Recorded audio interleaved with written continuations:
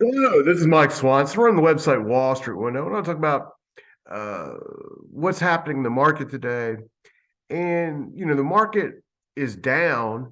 Microsoft had earnings yesterday and downgraded on its outlook. That hit the Nasdaq.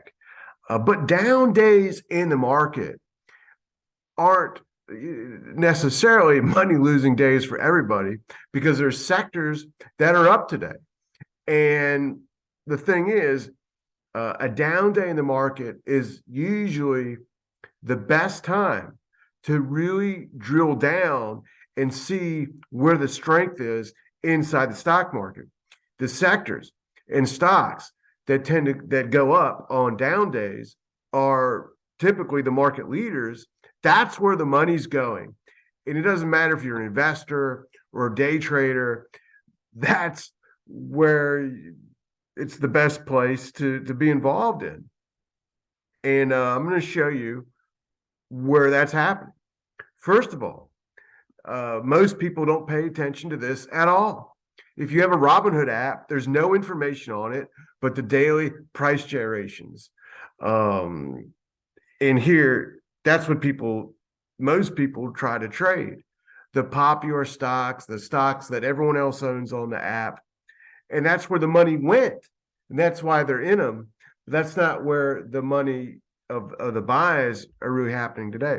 So when you look at this Fidelity uh, research and quote section, they show us live the orders by Fidelity customers.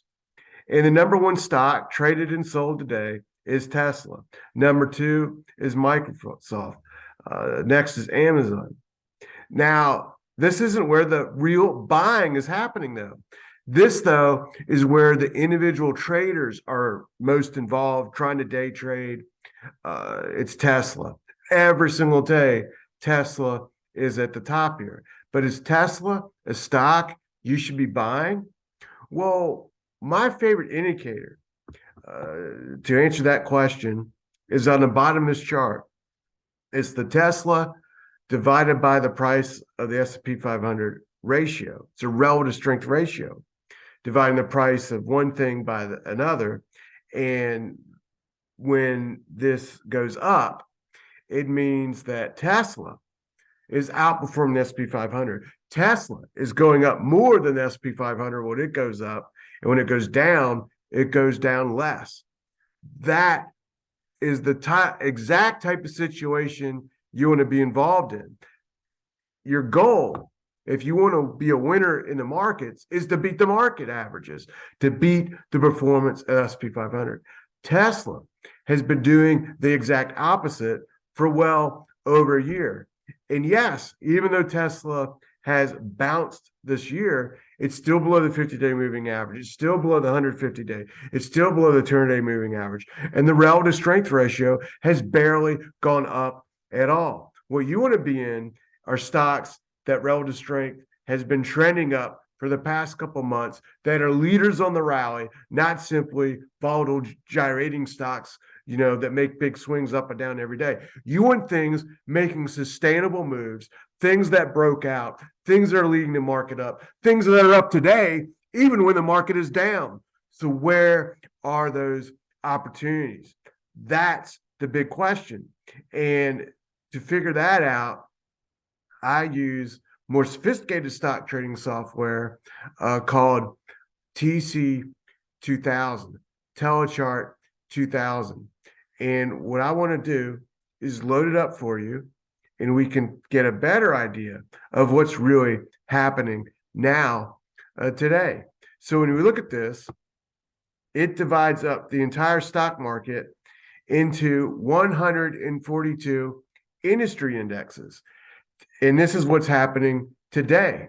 The number one performing sector today, while Microsoft is down, while Tesla's hit, while ARK is hit even more, is oil stocks, insurance stocks, silver stocks, lumber stocks, copper stocks, gold stocks, airlines, steel, lodging, hotels, department stores, industrial metals, real estate, that's REITs, drug manufacturers, and hotel stocks, REITs, beverage companies. It's like beer companies.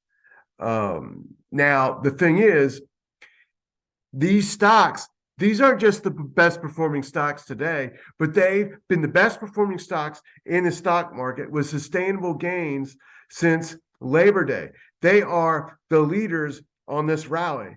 And I'm going to show you that this is the case by looking at the relative strength performance of everything in the market, not just what's happening today, but what's been happening since Labor Day. And when I do that, we see that some of these sectors are at the top since Labor Day, farm products. But it's copper is the number one performing sector in the entire stock market. And look at the copper chart, completely opposite of Tesla. Well, Tesla has continued to trend down for month after month after month, and is just merely having a bounce. You see that the copper stocks have exploded. They are rockets, and they are on 52-week highs right off of them. That's where you make the real money in the market, is going into the sectors that have the biggest real money flows, not just what everyone's day trading, but what people are buying and holding. And if you want to day trade, that's where you get the best daily gains and most likely daily gains to start with. Gold is number 2. That's gold mining stocks. Coal stocks are on the list, oil and gas. And these are the top, not just the top gaining sectors of the day, but since Labor Day. Silver, industrial metals, casinos, while they're down today, they're down less than the Nasdaq. Steel stocks up today, and they've been top gainers since Labor Day. Look at the red line. That's the relative strength index, comparing it to the S&P 500. Construction stocks, beverages on the list. So, it's no coincidence that when the stock market has a down day today in the stock market, that the top performing sectors that are actually green are the top performing sectors for the most part since Labor Day. That's where you find sectors that can actually go up even on days when the market's down, and when days when the market's up, they go up even more than the market. Getting involved in sectors like that is what winning is about as a trader, as a day trader, and as a buy and hold investor.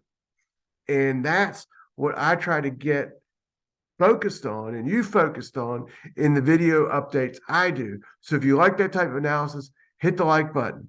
And if you want my next video update from YouTube, hit the bell, hit the subscribe button next to that bell, or the alert. It's a subscribe button, then hit the bell next to the subscribe button, and YouTube will send you an alert as soon as my next video is up.